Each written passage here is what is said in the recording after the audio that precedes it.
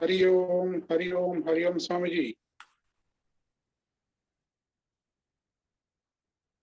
ओम नमो भगवते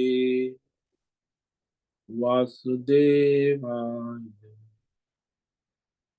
ओम नमो भगवते वासुदेवाय।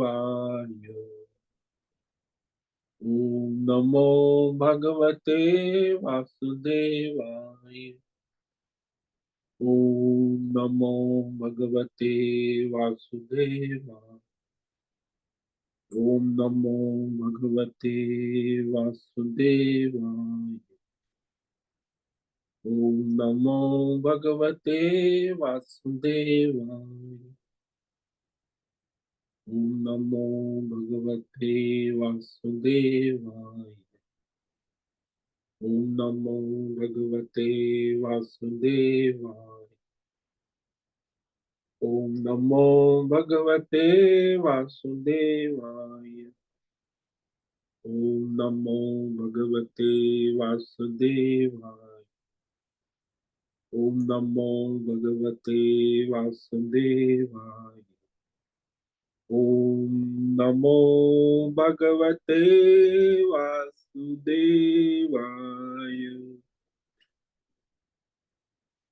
ओम श्री परमात्मने नमो नमः। ओम गंगणपतये नमो नमः। ओम सं सरस्वत्यै नमो नमः। ओम गुरुभ्यो नमो नमः। ओम सहनाववतु सहनौ भुनक्तु सह वीर्यं करवावहै तेजस्विनावधीतमस्तु मा विद्विषावहै। ओम शांति शांति शांति। सदाशिव समारंभां शंकराचार्य मध्यमाम् अस्मदाचार्य पर्यन्तां वंदे गुरु परंपरां। वंदे गुरु परंपरां।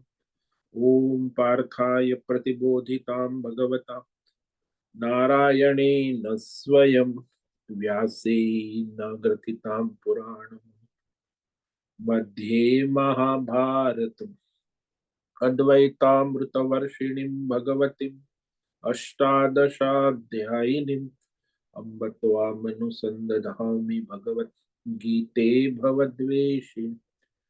वसुदेवसुतं देवं कंसचाणूरमर्दनं देवकी परमानन्दं कृष्णं वन्दे जगद्गुरुं। नमस्ते परमं ब्रह्म सच्चिदानन्दरूपाय निर्गुणाय नमस्तुभ्यं। ओंकाराय नमो नमः। सर्वे दुर्गाणि तरन्तु सर्वे भद्राणि पश्यन्तु सर्वे सद्बुद्धिमाप्नोतु सर्वे सर्वत्र नन्दतु। ओम तत्सत्। ओम ओम ओम। आप सभी ऑनलाइन नेटवर्क पर उपस्थित भगवद गीता श्रवण साधकों को आज ऋषिकेश से हमारा प्रातः का अभिवादन अभिनंदन अभिवंदन। हरि ही ओम हरि ही ओम हरि ही ओम। हम सबको आज का यह दिव्य दिन तन मन धन जन देश काल विषय वस्तु परिस्थिति अवस्थाएं अध्यात्म भौतिक दैवी क्षेत्र व्यष्टि समष्टि सभी को अपने अपने पूर्व में अनंत जन्मों में किए हुए संचित पाप पुण्य धर्म अधर्म मिश्र कर्म के पके हुए फल स्वरूप में वर्तमान में आज सभी को अपने अपने प्रारब्ध अनुसार परमेश्वरी अचिंत्य योग माया के माध्यम से प्रसाद स्वरूप में प्राप्त हुआ है। अतः आज का यह दिव्य दिन परमार्थ हेतु तो निष्काम सेवा यज्ञ देव यज्ञ ऋषि यज्ञ पितृ यज्ञ मानवता यज्ञ भूत प्राणी यज्ञ सात्विक दान शारीरिक वाचिक मानसिक तप निष्काम कर्म योग, ध्यान योग, भक्ति योग, ज्ञान योग, साधना, स्वाध्याय, वेद शास्त्रों का अध्ययन, अध्यापन, उपासना, आराधना के लिए समर्पित करे और करवावे। अत्यंत दुर्लभ मनुष्य जीवन को परमार्थ हेतु सार्थक करे और करवावे। आज विक्रम संवत 2081 मार्गशीर्ष मास कृष्ण पक्ष की अमावस्या, पितृ अमावस्या। तो पितृ का श्राद्ध करे, तर्पण करे, जल चढ़ाए, दान यज्ञ तप करे। ये पितृ अमावस्या कल सुबह 5:55 तक, 3:55, और उसके बाद विक्रम संवत 2081 पौष मास की प्रतिपदा तिथि लग जाती और शिशिर ऋतु प्रारंभ हो जाती। हेमंत ऋतु समाप्त हो जाएगी। आज आखिरी दिन है हेमंत ऋतु का। मार्गशीर्ष महीने का भी आखिरी दिन है, कृष्ण पक्ष, और मूल नक्षत्र है ये रात्रि 11:56 तक।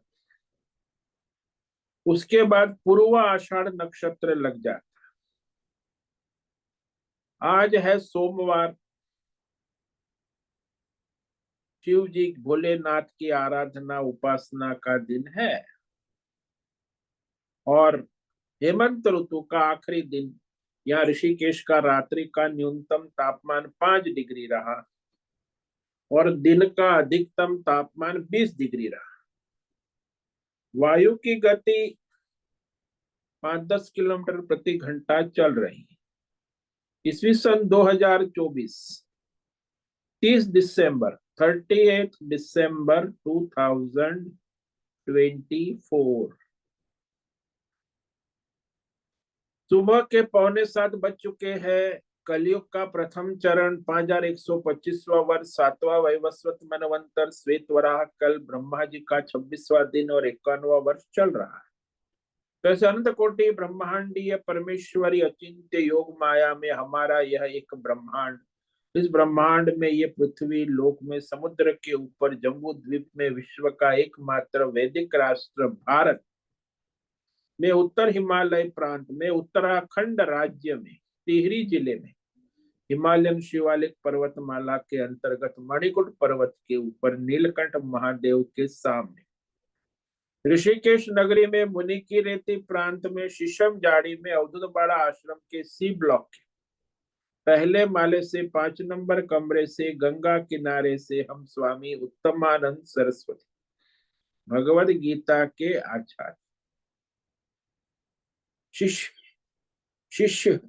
शिष्य स्वामी चिन्मयानंद सरस्वती महाराज, चिन्मय मिश्र, कैवल्याद्वैत वेद व्यास भगवदपाद शंकराचार्य की श्रृंगेरी संन्यास परंपरा से शिक्षित दीक्षित, सनातन वैदिक भारतीय हिंदू धर्म अनुसार संपूर्ण भगवद गीता ज्ञान यज्ञ ऑनलाइन चैतन्यमय जीवंत लाइव प्रसारण जूम एवं यूट्यूब के अंतर्गत व्याख्यान माला में अध्याय 9 राजविद्या राजगुह्य योग के श्लोक नंबर 33 पर संस्कृत एवं हिंदी में व्याख्यान करेंगे।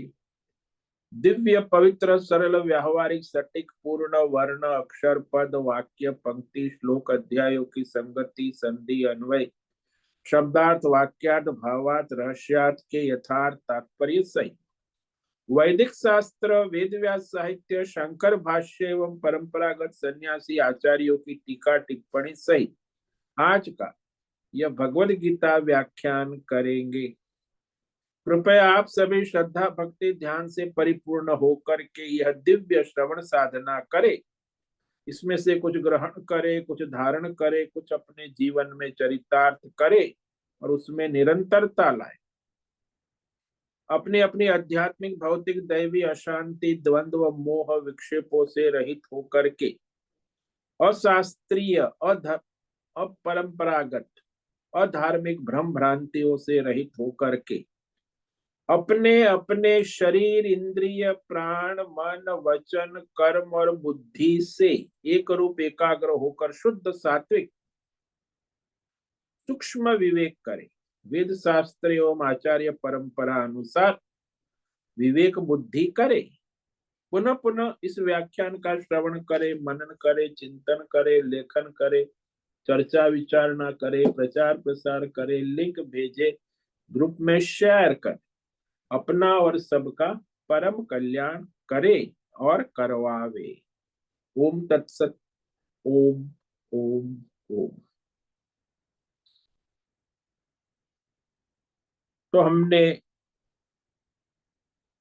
श्रीमद् भगवद गीता अध्याय 9 राज विद्या राजगुह योग के श्लोक नंबर 32 पर विवेक विचार किया था,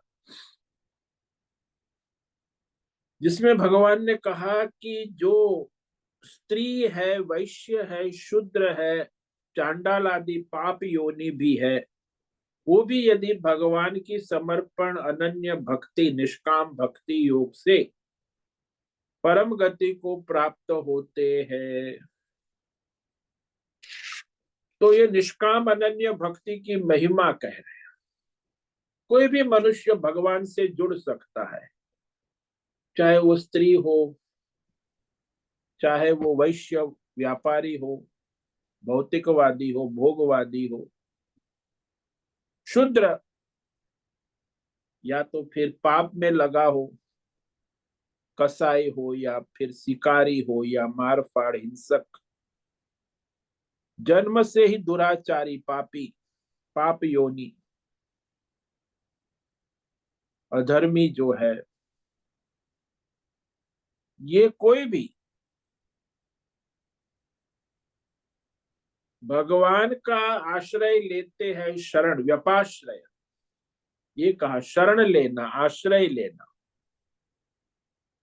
समर्पित हो जाना भगवान, अहंकार शून्य, जैसे भगवान का समर्पित होकर वह अपनी भक्ति करता है, अनन्य निष्काम भक्ति, तो वो भी परम गति मोक्ष को प्राप्त होते हैं।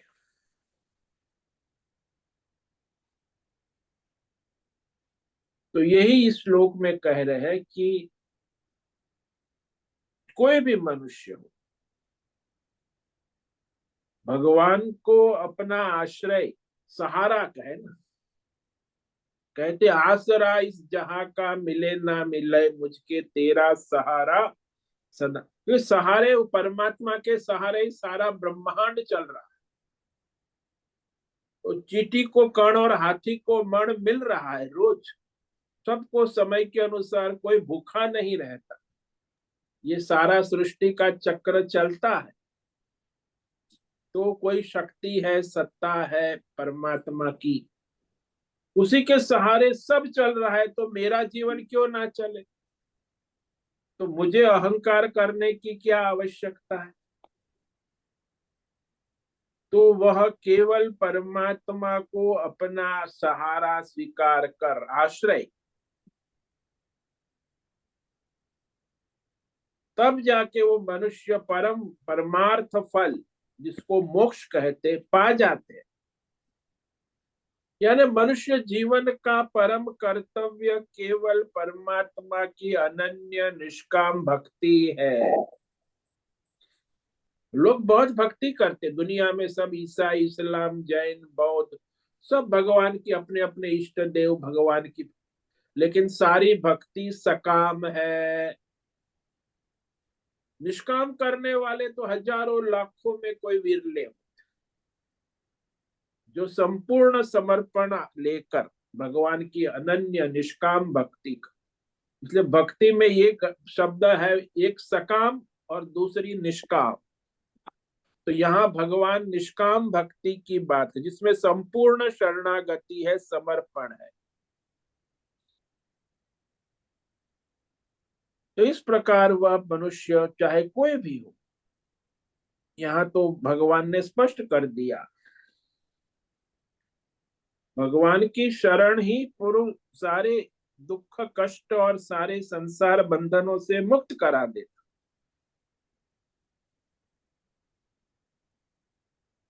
स्त्री भी हो, वैश्य हो या वेश्या भी हो, शूद्र हो, लेकिन यदि निष्काम परमार्थ शरण करे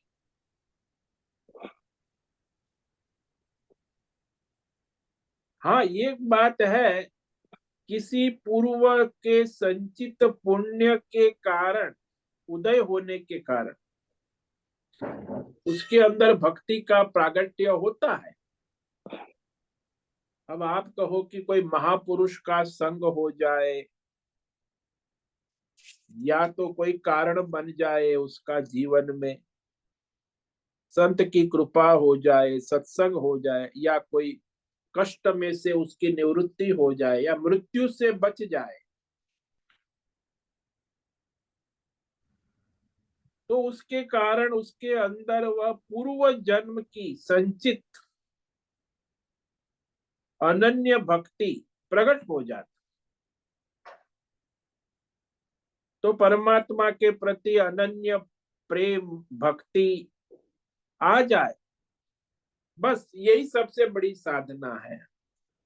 उसी से उसकी परम गति, परमार्थ गति सिद्ध हो जाती है। अब शंका होती है, प्रश्न होता है कि अगर स्त्री वैश्य शूद्र भी परमार्थ मोक्ष प्राप्त कर लेते हैं, तो फिर ब्राह्मण क्षत्रिय राजर्षि की को विशेषता कही जाती है, वो व्यर्थ हो जाएगी। कि ब्राह्मण क्षत्रिय राजर्षि, वो तो विशेषता उनकी शास्त्रों में कही है, वो भगवान के करीब है, तो वो उनकी जो विशेषता कही गई कि ब्राह्मण और वो तो सब समान हो गए ना, स्त्री वैश्य शूद्र ब्राह्मण क्षत्रिय, तो उनकी विशेषता व्यर्थ हो जाएगी। तो भगवान उसका समाधान करते हैं कि नहीं, वे ब्राह्मण क्षत्रिय जो है, जो ऋषि है, राजर्षि है, वेद शास्त्र परमार्थ में लगे हैं, वे तो सहज में परमार्थ प्राप्त कर लेते हैं। उनको परमार्थ प्राप्ति के लिए कोई विशेष प्रयत्न करने की आवश्यकता नहीं, उनके लिए सहज है, क्योंकि वो पुण्यात्मा है, धर्मात्मा है, सदाचारी, सात्विक है। अब मानो कि ये राजसी और तामसी प्रकृति के दुराचारी स्त्री वैश्य शूद्र भी यदि परमार्थ की भक्ति करते हैं, उसका परमार्थ सिद्ध हो जाता, तो फिर ब्राह्मण और राजर्षि की तो बात ही क्या। तो ये समाधान करते हैं भगवान आगे श्लोक नंबर 33। किम पुनर्ब्राह्मणा पुण्या भक्ता राजर्षयस्तथा अनित्यम असुखम लोकम इमं प्राप्य भजस्व माम्। इस श्लोक में दो पंक्ति है। पहली पंक्ति में कहा कि क्या कहना कि जो ब्राह्मण है, जो राजर्षि है, वो तो भगवान की शरण होकर परम गति प्राप्त कर ही लेते हैं, उनके लिए तो सहज है, अवश्यमेव, क्योंकि वो सात्विक है। और ये जो राजर्षि है, जनक राजा है, वशिष्ठ ऋषि है, अब ये जो भगवान यहाँ कह रहे हैं वो पुण्यशील है, जन्म से ही पुण्यशील है, संचित भी उसके पुण्य वाले हैं, वो धर्मात्मा है, सात्विक है, पूर्व जन्म में भी धर्मात्मा थे, उनका सत्व गुण बढ़ा हुआ, इसलिए पवित्र पुण्यशील ब्राह्मण और फिर राजर्षि, राजा और ऋषि, ऋषि यानी जो वेद शास्त्रों का अध्ययन करने वाले, अध्यापन करने वाले क्षत्रिय राजा, जैसे जनक राजा है, ये 5 पांडव है, ये सब वेद शास्त्रों का अध्ययन करने वाले,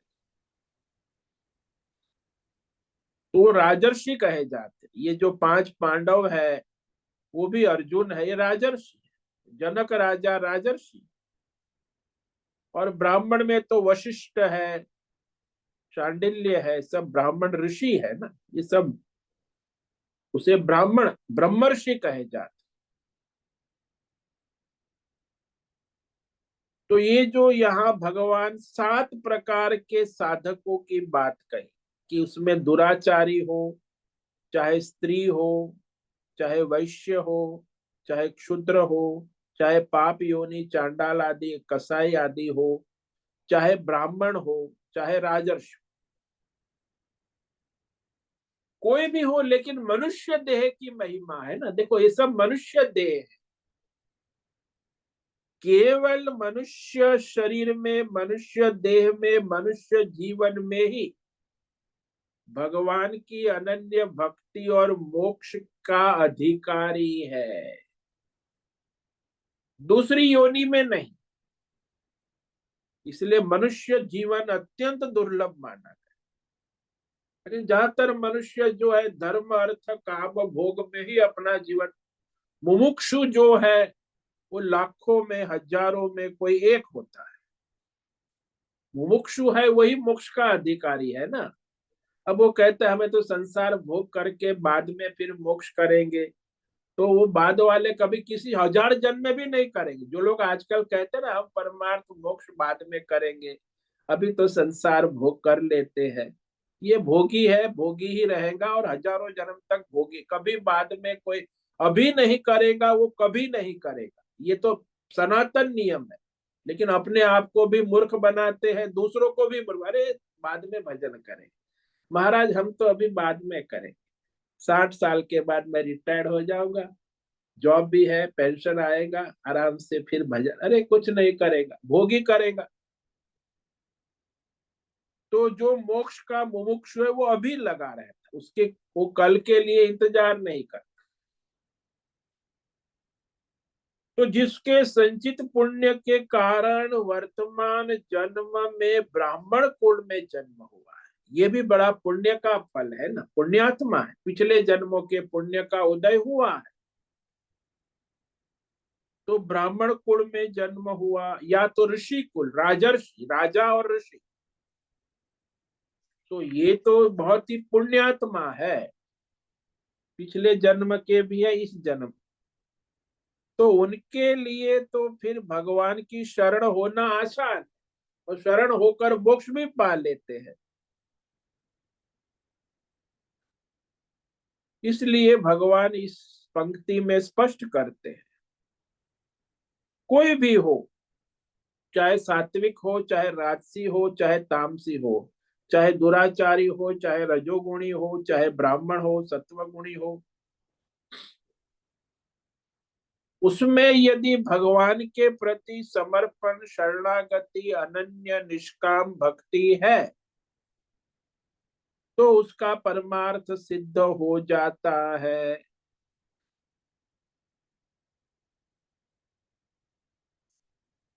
कई सारे राजर्षि भी हो गए हमारे, जैसे जनक राजा थे, वो भी राजर्षि थे। ये नानक देव थे, गुरु गोविंद सिंह, राजा अम्बरीश, ये भी राजा थे, भगवान के भक्त हो गए, क्योंकि वो समर्पण शरणागति उनकी पूर्ण है ना, संपूर्ण, तभी वो अनन्य भक्ति होती है। इसलिए परम पुरुषार्थ जो है वो मोक्ष है, भगवान की अनन्य भक्ति। और सामान्य पुरुषार्थ जो गौण है, वो है धर्म, अर्थ और काम। तो आप अपना स्वधर्म करते हो, ये गौण पुरुषार्थ। अर्थ उपार्जन, ये गौण पुरुष। काम भोग करते हो, ये गौण पुरुषार्थ। ये कोई परमार्थ में सहायक नहीं। धर्म करोगे, अर्थ करोगे, भोग करोगे, और फिर जीवन ऐसे ही चलता रहेगा। लेकिन जो मोक्ष पुरुषार्थ है वो परमार्थ, धर्म अर्थ काम तो संसार की ओर ले जाने वाला है, और ये मोक्ष के लिए परम निष्काम भक्ति, कर्म योग, ध्यान योग, जब तक निष्काम नहीं होंगे परमार्थ शुरू नहीं होगा। जो सकाम जो है वो संसार की ओर ले जाता है, निष्काम है वो परमार्थ की ओर ले जाता है। यहाँ भगवान ने स्त्री वैश्य शूद्र भी भगवान के प्रति समर्पित अनन्य भक्ति करके परम गति को प्राप्त कर सकते हैं। ये उनके लिए भी द्वार खुले हैं, सबके लिए खुले। और किंतु जो पुण्य योनि है, पुण्यात्मा है, ब्राह्मण है, उसकी तो बात ही क्या। वेदों में ब्राह्मण और क्षत्रिय को पुण्य योनि कहा है, दिव्य योनि कहा, रमणीय यानी पुण्यकर्ता। ये पूर्व जन्म के बहुत संचित पुण्य है, पुण्यात्मा है, पुण्यकर्ता होते हैं, उन्हें ही ब्राह्मण और क्षत्रिय वंश में जन्म मिलता है। और ब्राह्मण और क्षत्रिय को वेद अध्ययन अध्यापन भी आसानी से होता है, क्योंकि उनको वेदों का अध्ययन अध्यापन करने का अधिकार भी है। वेद शास्त्रों का अध्ययन करेंगे, अध्यापन करेंगे, तो वो वेद अध्यापन के द्वारा ही वह परमात्मा के तत्व को जान लेंगे, समझ सकते हैं। वेद पढ़ने का अधिकार और वेद पढ़ने की योग्यता उसमें जन्म से होती है। ब्राह्मण वेद पढ़ता है, क्षत्रिय भी वेद पढ़ सकता है, तो उनकी ऐसी बुद्धि है। संचित पुण्य योनि वाले हैं, स्वभाव से ही उनके अंदर इंद्रियों का संयम, मन का संयम, ये सब दैवी गुण सारे, अभयम, सत्व, संशुद्धि, ज्ञान योग, सत्य, अहिंसा, दया, करुणा, ये सब उनके अंदर जन्म से ही। विवेक है, वैराग्य है, श्रद्धा है, सारे दैवी गुण ये ब्राह्मणों में और राजर्षियों में जन्म से देखे जाते। जन्म से ही धर्मात्मा भी होते और शास्त्रज्ञ भी होते, वेद शास्त्र के पारंगत होते हैं, तो उनको वो परमार्थ की भक्ति करना बहुत ही सरल हो जाता। और वो कर्म योग कर सकते हैं, ध्यान योग कर सकते हैं, भक्ति सरलता से कर सकते। जैसे स्कूल में भी जो विद्यार्थी होता है, उसमें जिसको 90% आ रहे हैं, उसको सारे विषय सरल हो जाते, चाहे वो इतिहास हो, भूगोल हो, सोशल साइंस हो, फिजिक्स हो, केमिस्ट्री हो, मैथ्स हो, सब में उसको 90 आते, क्योंकि उसकी बुद्धि उस प्रकार की है। यहाँ भी ऐसा ही है कि जो परमार्थ में लगा है उसकी बुद्धि भगवत में हो जाती, और भगवत साधना में उनकी स्थिरता होती है। कर्म योग, ध्यान योग, भक्ति योग, और यहाँ तक कि ज्ञान योग के द्वारा भी उनको सब परमात्मा ही है ऐसा तत्व ज्ञान भी हो जाता, सब कुछ परमात्मा वासुदेव है। यह वेद शास्त्रों का अध्ययन अध्यापन करने की योग्यता उनको परमार्थ से जोड़ दे, क्योंकि बहुत ही महत्व का साधन है ना। जो वेद शास्त्रों का अध्ययन अध्यापन करने में जिसको रुचि है, उसके लिए परमार्थ तो हाथ में आंवले की तरह है। जैसे हाथ में आंवला है, ऐसे परमार्थ मोक्ष तो आंवला है उनके लिए, आसान है। क्योंकि शास्त्र का अध्ययन अध्यापन करने से विवेक शुद्ध होकर बुद्धि जो है भगवत में शीघ्र हो जाती। जब बुद्धि शुद्धि हो गई तो फिर देरी कहाँ है, सारा खेल तो बुद्धि का है।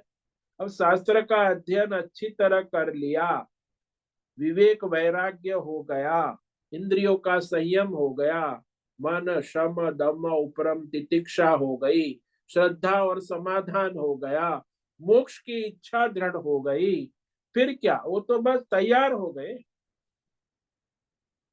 तो उनका तुरंत निश्चय कर लेते हैं कि परमात्मा के सिवा और कुछ है ही नहीं, सब परमात्मा की ही सत्ता है।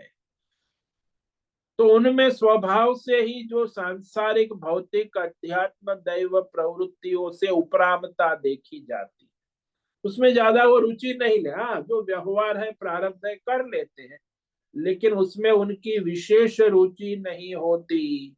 सांसारिक प्रवृत्तियां जो लोग बड़े ठाट ठाट माट से करते हैं, भौतिक आध्यात्मिक दैवी, इस सांसारिक प्रवृत्ति में उनकी रुचि नहीं।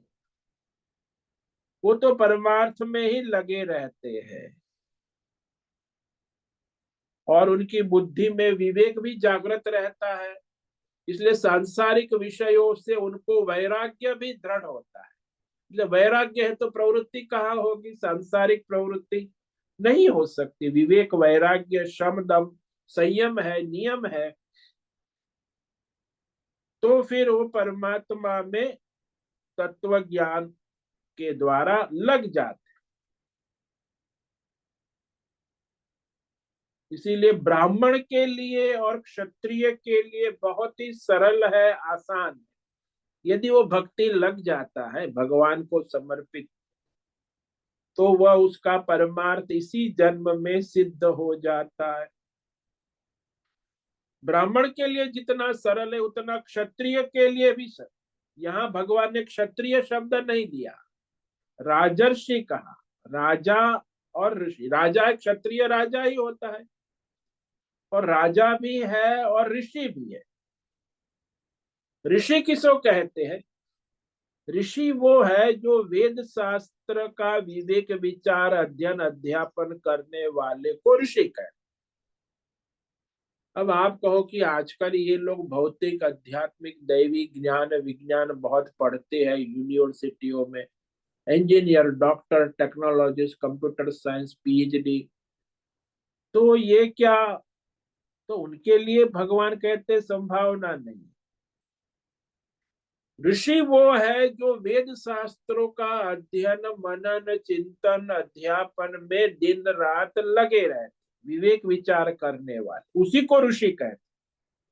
और ये राजा भी है, और वेद शास्त्रों का अध्ययन अध्यापन विवेक विचार करने में भी लगे। ज्यादातर ये जो क्षत्रिय होते हैं वो राजकाट में राजनीति में ही लगे रहते, लेकिन कुछ ऐसे राजा भी है, जनक राजा है, अश्वपति है क्षत्रिय, जो ऋषि भी है, वेद शास्त्रों का उनके दरबार में बड़े बड़े ब्राह्मण ऋषि मुनि संत चर्चाएं, वेद शास्त्रों की चर्चा अध्ययन अध्यापन होता है।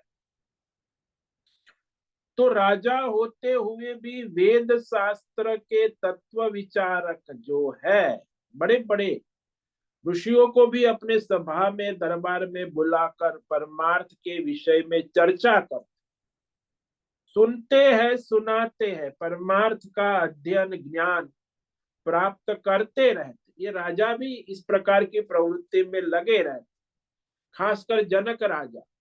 जनक राजा का तो ऐसा ही इतिहास है कि वो निरंतर परमार्थ ज्ञान में लगे रहते हैं। इसलिए राजा होते हुए भी ऋषि है कि जो परमार्थ ज्ञान में रुचि रखता है। जैसे ये अर्जुन है, अर्जुन भी राजर्षि है, क्योंकि राजा भी है और परमार्थ में रुचि है, तो राजर्षि। परमार्थ ज्ञान करने में जिसकी उत्सुकता है, दृढ़ता है, परमार्थ में प्रवृत्ति है, तो वो राजर्षि है। उनके लिए भी परमार्थ आसान हो जाता है, राजर्षि के लिए। ज्यादातर जो संसार में मनुष्य जो है राज सत्ता में इतना वैभव में आसक्त होता है कि वो परमार्थ करते, ज्यादातर राजा ऐसे ही, बहुत कम होते। राजर्षि तो हजारों राजाओं में कोई एक दो ही होता है। क्षत्रियों में राजा और राजाओं में ऋषि भी तो वो सर्वश्रेष्ठ योनि कही जाती।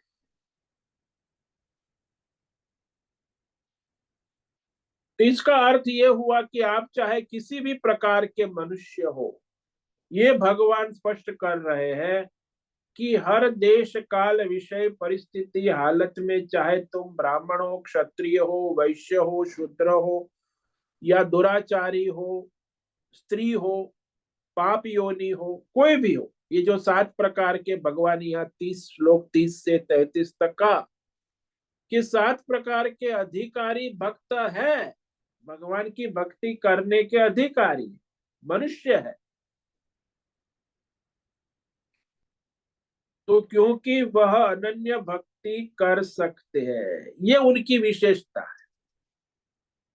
निष्काम अनन्य भक्ति कर सक, बाकी सभी लोग नहीं कर सकते, यानी पशु प्राणी देवता लोग भी भगवान की अनन्य भक्ति नहीं कर सकते। इसलिए कहा कि मनुष्य जीवन जो है वो मुख्यतः परमार्थ के लिए ही है। ये धर्म अर्थ काम में भ्रमित होने की आवश्यक, वो तो प्रारब्ध से मिल जाता है धर्म अर्थ काम, लेकिन ये तो परमार्थ को लिए पुरुषार्थ कर, वो प्रारब्ध ही है संचित पूर्व जन्म की भक्ति, इस जन्म में भी परमार्थ के लिए प्रयत्नशील रहना आवश्यक। माम भजस्व, इस दूसरी पंक्ति में बहुत ही रहस्यमय सूत्र कह रहे हैं भगवान, ये बड़ी रहस्य की बात। भगवान ने कहा जहां भी हो जैसे भी हो तत्काल अपने परमार्थ में लग जाओ, परमात्मा को ही निष्काम सेवा भजन करो। इस संसार में मनुष्य के लिए और कोई विशेष कर्तव्य नहीं है। ये जो जितने भी सांसारिक कर्तव्य है, भौतिक अध्यात्म दैव, वो सारे मनुष्य को संसार के कर्म फल बंधन में बांधने वाले।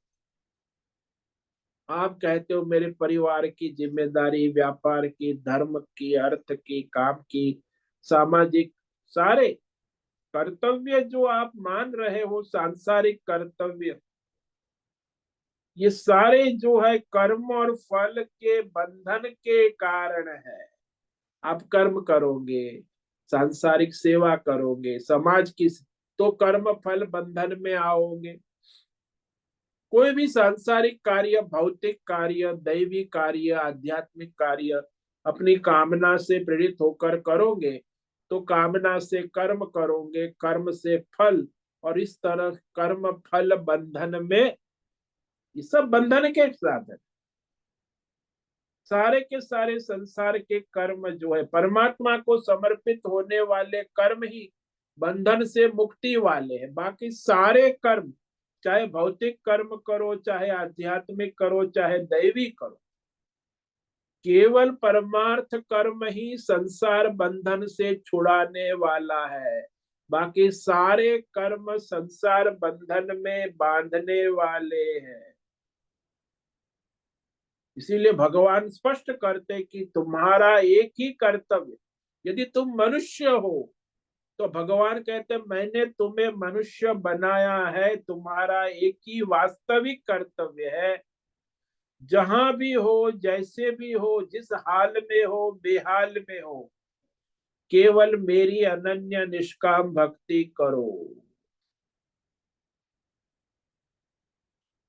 लेकिन नहीं कर पाते, भगवान तो कह रहे हैं, क्योंकि ये कर्तव्य जो है मनुष्य समझता है कि मेरा ये लौकिक कर्तव्य महत्व का है, वो गौण है। सांसारिक कर्तव्य जो आप कर रहे हैं वो अत्यंत गौण है, उसका कोई प्राधान्य भगवान के भक्ति का होना चाहिए। लेकिन ज्यादातर प्राय हमने देखा है मनुष्य 99% मनुष्य अपना सांसारिक कर्तव्य को महत्व देते हैं, पारमार्थिक को महत्व नहीं देते। जैसे ये सत्संग चल रहा है, तो हम कहे भाई गीता का सत्संग है, सुबह करो, परमार्थ आपका कल्याण। अरे महाराज, मैं तो सुबह मॉर्निंग वॉक में जाता हूँ, मैं तो जॉगिंग में जाता हूँ, अरे मेरा तो सुबह योगासन का समय होता है। ये सब परमार्थ का तो मुझे समय, सांसारिक कार्य में इतने व्यस्त, शरीर इंद्रिय प्राण मन, तो प्राधान्य अपने संसार को देते हैं, और सत्संग और परमार्थ को तो एकदम लास्ट, बॉटम लाइन, उसमें भी यदि टाइम मिले तो। नहीं तो फिर वो अपना एंटरटेनमेंट करेगा, लेकिन भगवान का भजन नहीं करेगा। तो ऐसे मनुष्य, अपने अनुमूल्य मनुष्य जीवन मिला है, लेकिन ये आजकल का इंटरनेट मोबाइल एंटरटेनमेंट का जमाना, वो भजन करेगा ही, तो वो अपने परमार्थ से वंचित रह जाता है। अब मनुष्य को इस समझ कैसे आए, ये कर्तव्य वो दृढ़ता से कैसे कर सकता है? जब तक वो सत्संग करेगा, विवेक विचार करेगा, निर्णय करेगा, तब होगा। अब उसको संसार में दिखता है, सुख दिखता है, सत्यत्व लगता है, संसार उसको नित्य लगता है, साहिल लगता है, भोग भी संसार के सारे अच्छे लगते। उसको पता नहीं है कि ये शरीर भी नश्वर है, क्षण भंगुर है, कभी भी नष्ट हो सकता है, और संसार के सारे 10 इंद्रियों के जो भौतिक अध्यात्म दैव भोग है, वो भी नश्वर है, क्षण भंगुर है। फिर भी वो उसी में लगा रहे, क्योंकि विवेक नहीं है ना, उसे लगता है ये सत्य है, नित्य है। देखो संसार का, मानव का इतिहास देखो, बड़े बड़े राजा महाराजा, सिकंदर आके चला गया, क्या हुआ, नष्ट हो गए। राजा भी आज के युग में तो राजा तो बहुत कम रहे, जापान में तो राजा बचा ही नहीं। हमारे यहाँ भी भारतवर्ष में आजादी के बाद सारे राजा जो है, 542 राजा थे, वो भी सारा समाप्त हो गए, राजाशाही, लोकशाही प्रारंभ हो गई। बड़े बड़े राजा, राजपद सारा अनित्य है, राजघराने भी नष्ट हो गए। बड़े बड़े घराने तो कहो, वैसे इजिप्शियन साम्राज्य भी समाप्त हो गया, बेबीलोन साम्राज्य समाप्त हो गए। बड़े बड़े साम्राज्य भी आप देखते देखते काल में नष्ट हो जाते।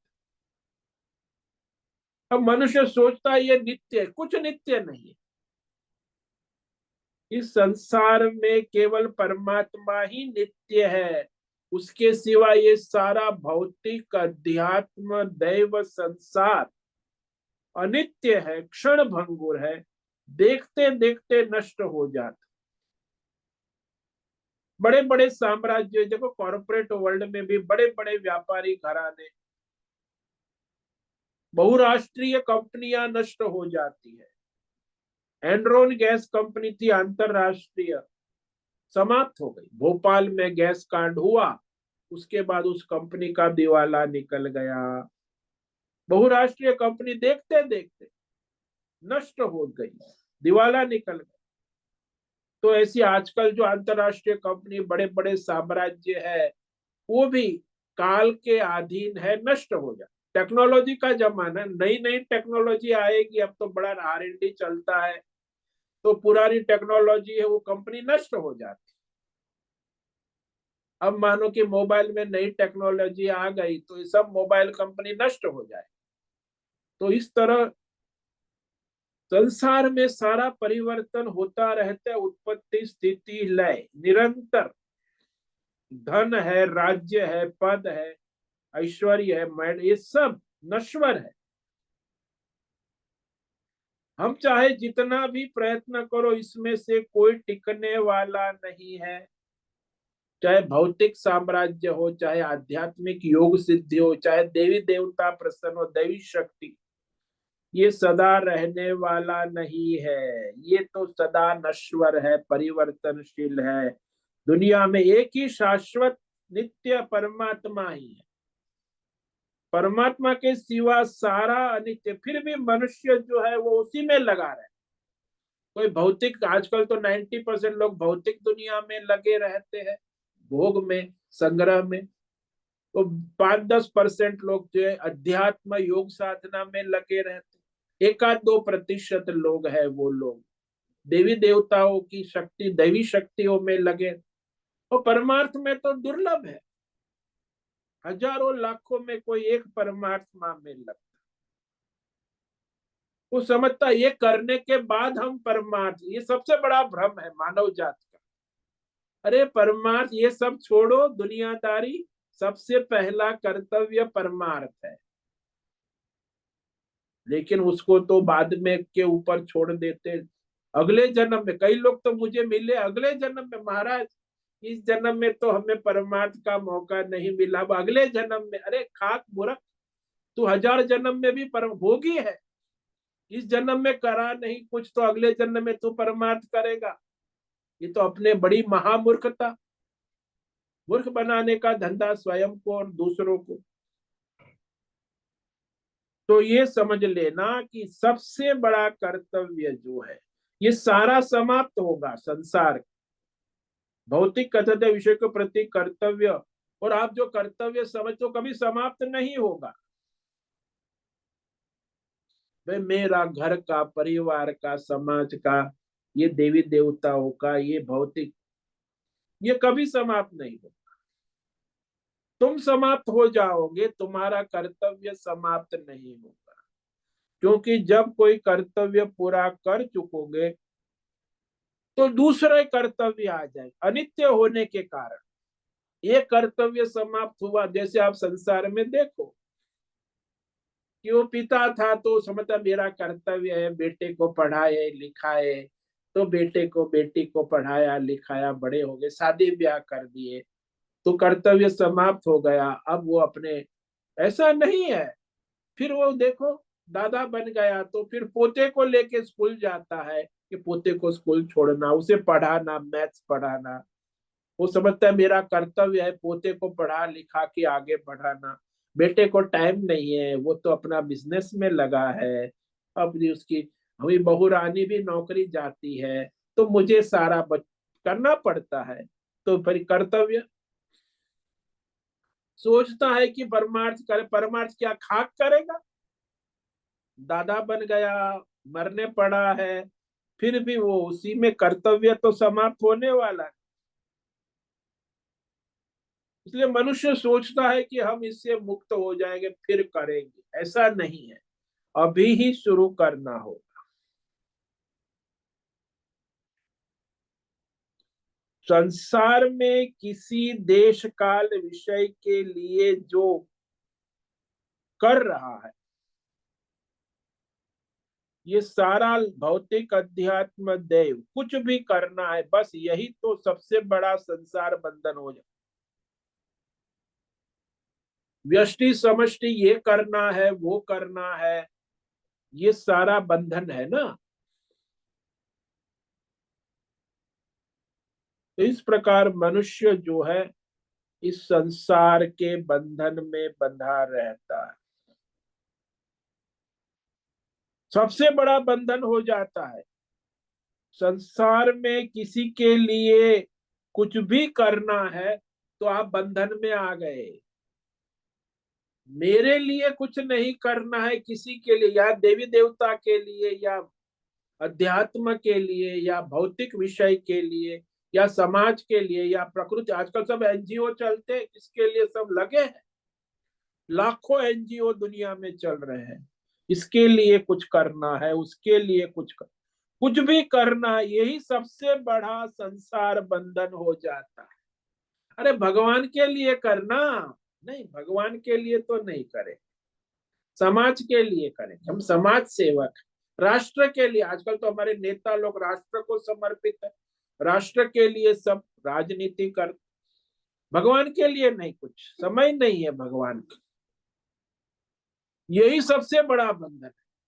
समाज के लिए करना है, परिवार के लिए करना है, राष्ट्र के, आजकल एनवायरमेंट के लिए करना है, प्रकृति के लिए करना है, कुदरत।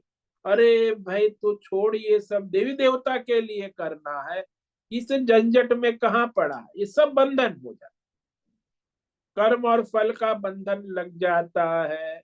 व्यष्टि समष्टि बंधन होता है, कर्मों का फल।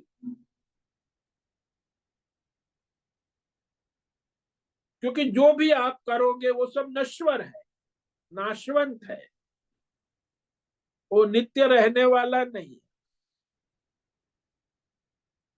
एक तो एक शरीर मिला है, वो भी तो जरा व्याधि मृत्यु वाला है, और वो संसार में पड़ा है, अपने परिवार, पैसा, समाज, सोसाइटी, राष्ट्र, अरे भाई वो भी नश्वर है, क्षणिक है।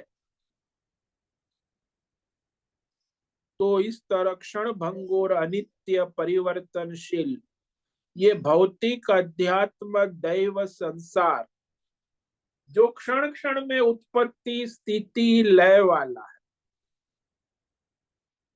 और उसे सदा कभी रहने वाला नहीं है। आप चाहे उसे बनाए रखना, भाई आपका शरीर ही नश्वर है, जो शरीर से आसपास जो संसार है वो भी नश्वर है। यानी आप जो धर्म करते हैं, अर्थ पुरुषार्थ करते हैं, काम पुरुष, ये सब नश्वर है। धर्म भी नश्वर है, अर्थ भी नश्वर है, काम भी नश्वर है, केवल परमार्थ ही शाश्वत है। मोक्ष यानी परमार्थ जो नित्य है, शाश्वत है, वो परमार्थ से बढ़कर और कुछ दूसरा हो ही नहीं सकता। इसलिए अध्यात्मक सारा संसार ये भी गौण है, नश्वर है। भौतिक संसार जो है वो भी नश्वर है, गौण है। देवी देवता ये भी नश्वर है, गौण है। केवल परमार्थ ही सर्व, उससे बिना और कुछ परम है ही नहीं। इसीलिए भगवान यहाँ कह रहे हैं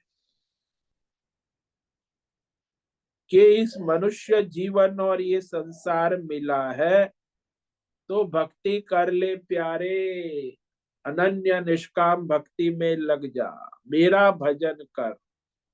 इस पर ये बड़ा महत्व का सूत्र है, इसको याद रखना। अनित्यम असुखम इमम लोकम प्राप्य भजस्व, दूसरी पंक्ति।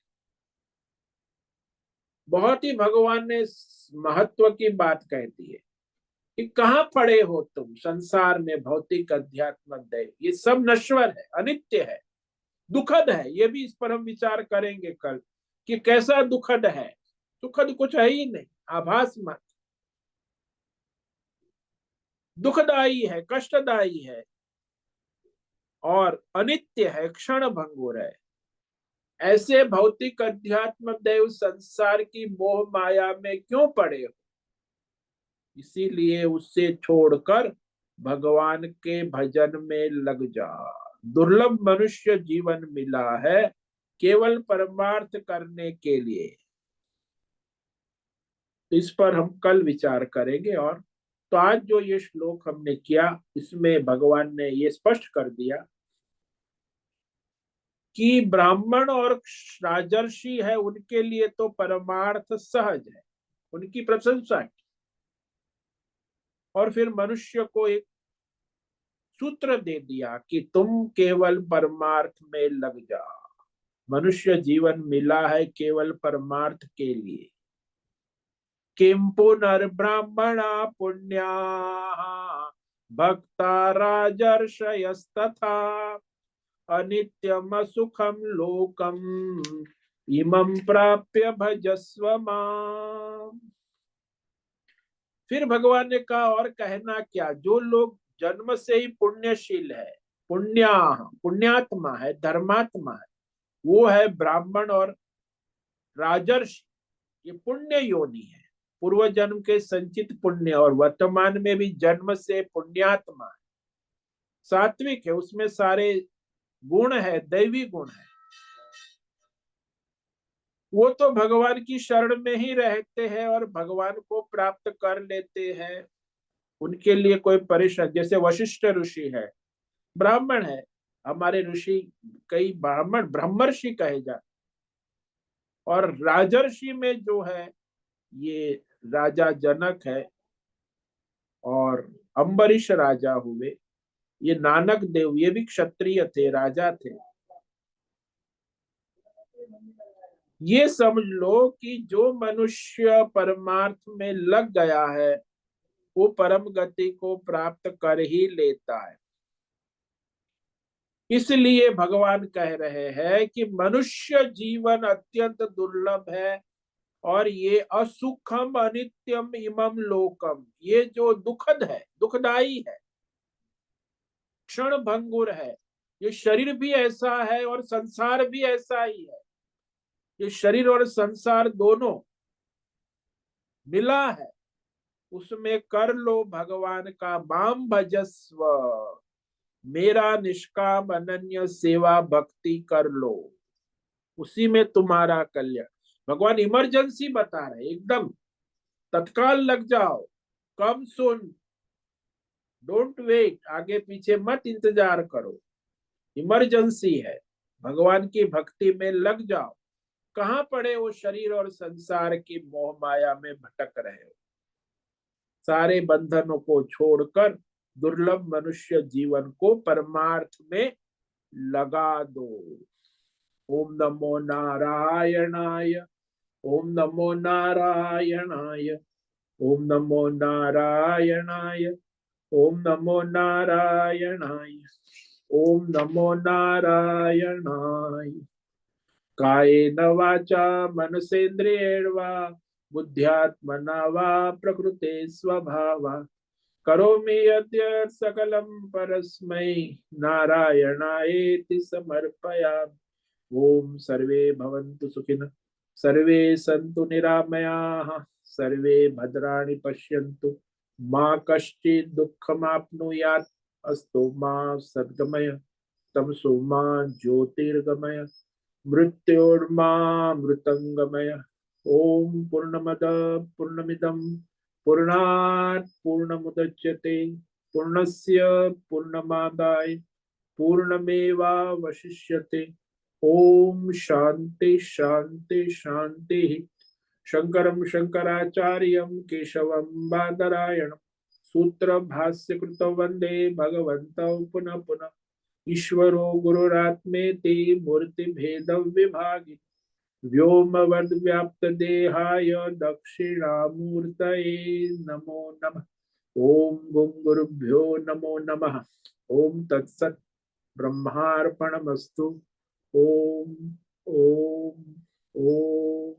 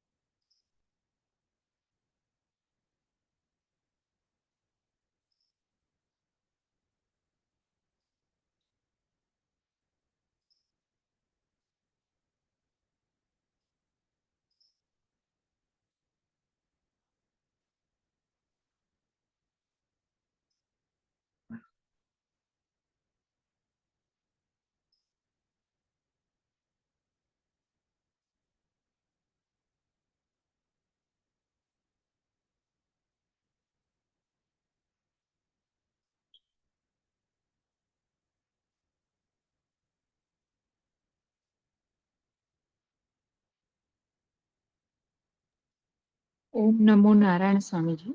हाँ बोलो हेमा।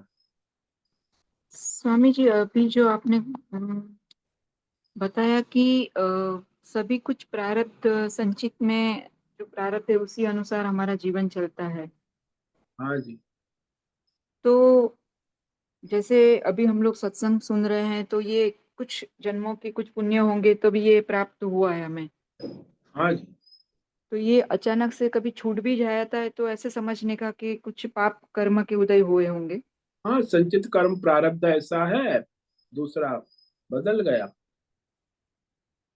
हम्म हम्म हम्म प्रारब्ध तो बदलता रहता है ना। हाँ। कभी आपका पुण्य का उदय हो जाता है प्रारब्ध में, कभी पाप का, कभी भक्ति का उदय हो जाता है। तो प्रारब्ध भक्ति वाला हो तो भक्ति में लग जाते, प्रारब्ध पाप का है तो दुख में लग जाते, प्रारब्ध पुण्य का है तो सुख आ जाता है उसी में। तो बदलता रहता है, ईश्वर के ऊपर है। जो आएगा वही पता चलेगा आपको, सामने है तब कि ये प्रारब्ध चल रहा है। तो ऐसा भी अभी जो चल रहा है प्रारब्ध, उसको हम ऐसे नहीं प्रार्थना कर सकते ना कि हमारा मतलब आखिरी सांस तक हम ये भगवान का नाम से जुड़े रहें और नाम लेते रहें। हाँ, वो तो आप प्रार्थना करने में कोई फर्क नहीं पड़ता, लेकिन आपका प्रारब्ध है उस अनुसार आपको पुरुषार्थ करना हो।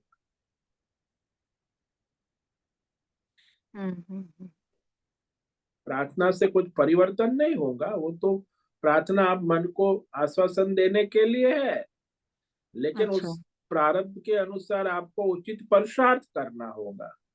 प्रारब्ध तो है। मतलब अभी जो प्रारब्ध है कि पुण्योदय हुआ है तो ज्यादा से ज्यादा भक्ति मार्ग में आगे बढ़ जाना है। हाँ, वो आपको स्वतंत्रता है, पुरुषार्थ करने की स्वतंत्रता है, प्रारब्ध के अनुसार पुरुषार्थ करे। समझे, विवेक करे, प्रारब्ध क्या चल रहा है, उस अनुसार मैं क्या कर सकता हूँ।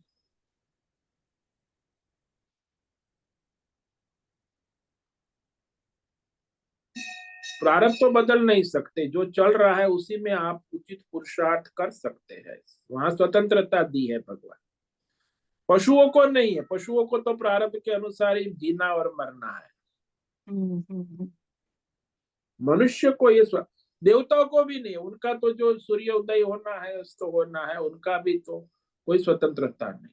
पुरुषार्थ की मनुष्य को स्वतंत्र, प्रारब्ध के अनुसार पुरुषार्थ मनुष्य कर सकता। इसीलिए तो भगवान यहाँ कहते हैं ना कि अरे मनुष्य जीवन मिला है तो मुझे भजन कर लो, पुरुषार्थ कर लो, मनुष्य शरीर प्राप्त होकर निरंतर मेरा ही भजन करो, आपको स्वतंत्रता है। स्वतंत्रता है, मगर स्वामी जी वहां संचित भी तो है ना साथ में। संचित है, यदि आ गए प्रारब्ध तो आप पुरुषार्थ के द्वारा अपना प्रारब्ध के अनुसार प्रयत्न कर सकते।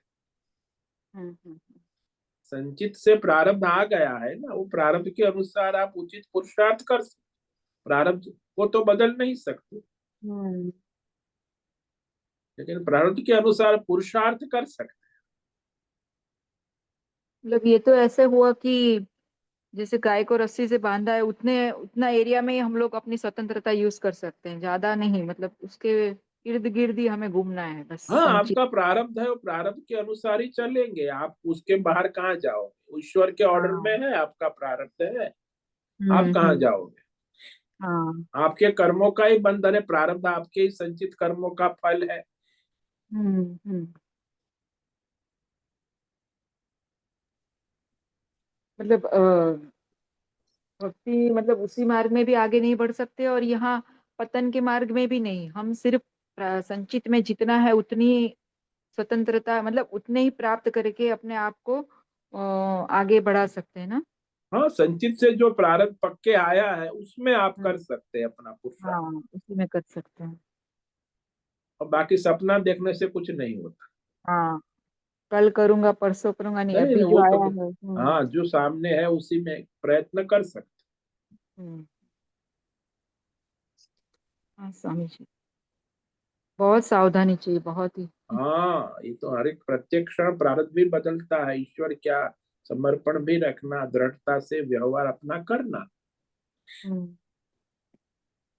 हाँ स्वामी जी, बहुत बहुत धन्यवाद। ओम नमो नारायण।